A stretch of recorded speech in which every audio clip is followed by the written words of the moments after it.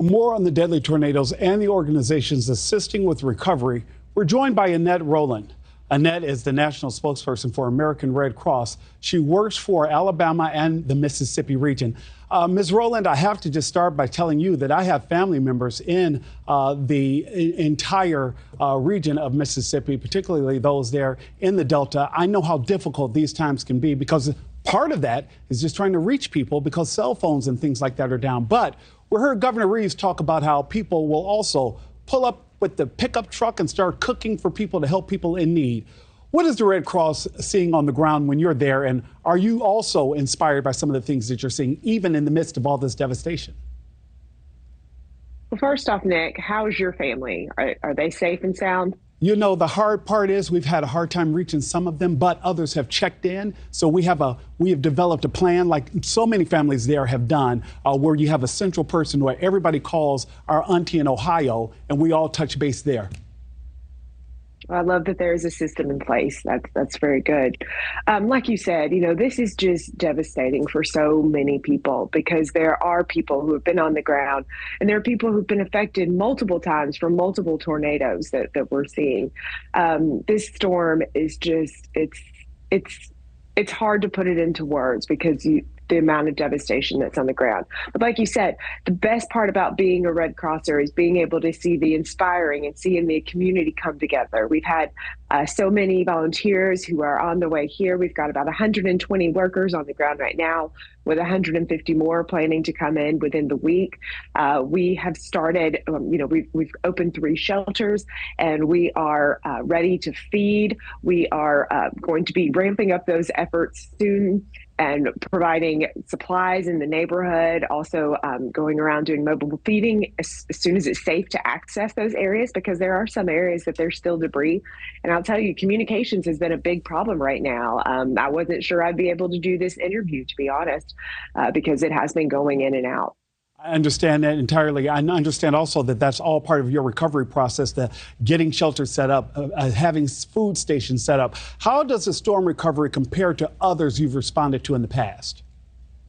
Well, we want to be careful about comparing because unfortunately, when one person is going through something, that is their disaster for that moment. And so each disaster is different. And really the needs of the people are going to be different from whatever is happening in Alabama, what is happening in Georgia. So that's what the Red Cross is really good about, making sure that we're working with our community partners to really assess those needs of that community, because you may have people in the community that are elderly or disabled, like you see there, and they may have lost important medical equipment, and a one-size-fits-all strategy, it does not work. So we want to make sure that we are taking care of each community separately. Ms. Rowland, can I just tell you how much I appreciate you drawing attention to that, because they're not the same. And the fact that maybe someone needs the electricity to run that dialysis machine makes it very different than someone who may have just simply lost power. Each situation, if you're struggling, it's important to you, and it is a situation that needs assistance and attention. How can people who are here in different areas help the Red Cross in this recovery effort? What does your organization need the most right now? Yeah, and that's why we say financial donations are really the best way to help, because those are the fastest, the quickest way to get help to people, and it gives them the freedom of figuring out how they want to use that. So that, again, that means, if you're you lost prescription medication, then you can use that. We can work with that, and we can use that money to replace prescription medication. But if you have a baby, a young child, and you need baby formula or certain other resources, then we can help with that as well. So that's why we ask for financial donations. It really provides that freedom to make sure that everyone is getting the help that they need when they need it and where. And Ms. Rowland, I have a couple more questions for you, and I will let you go because I know that you're doing 10,000 things this morning as well. Now, according to the National Weather Service, April is the most active month for tornadoes in Mississippi. How is the Red Cross preparing for more potential severe storms? Because we're only at the cusp of April now. You're right, and it's a scary thought when you think about it, right? I'm here from Birmingham, and we saw severe weather come through last night as people are still trying to recover.